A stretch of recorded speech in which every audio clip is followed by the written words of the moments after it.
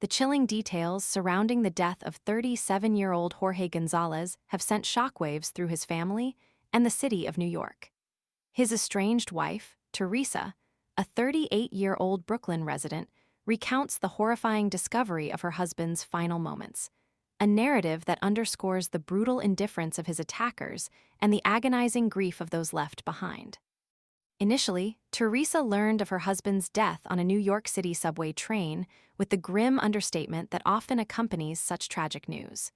It was only later, through the harrowing inquiries of investigators, that the full, unspeakable horror unfolded. What began as a tragic loss transformed into a nightmare of unimaginable cruelty. Beyond the initial shock of his death, the subsequent revelation of the desecration of his body, robbed twice by different individuals, and then allegedly subjected to a sexual assault, left Teresa reeling, her sense of loss compounded by an outrage so profound that words seem inadequate. Their marriage, she explains, had become estranged over time. The chasm between them, a complex tapestry of unspoken grievances and unresolved conflicts, had grown into a silent rift. Yet the news of his death shattered any lingering resentment, replacing it with a raw, visceral pain.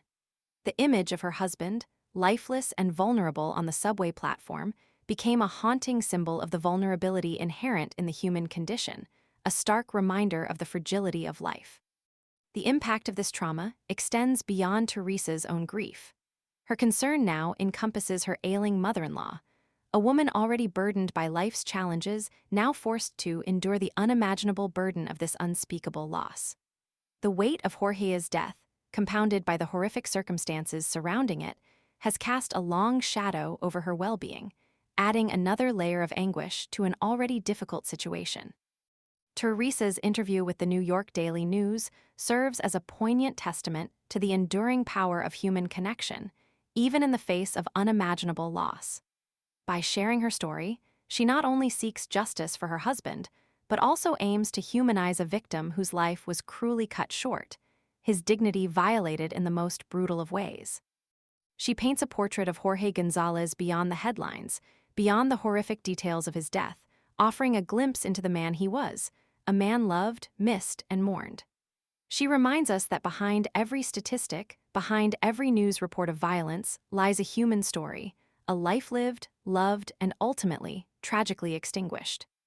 Her voice, raw with emotion and grief, serves as a stark reminder of the devastating consequences of violence and the imperative to seek justice for those who cannot speak for themselves. The search for his perpetrators is not just a legal process.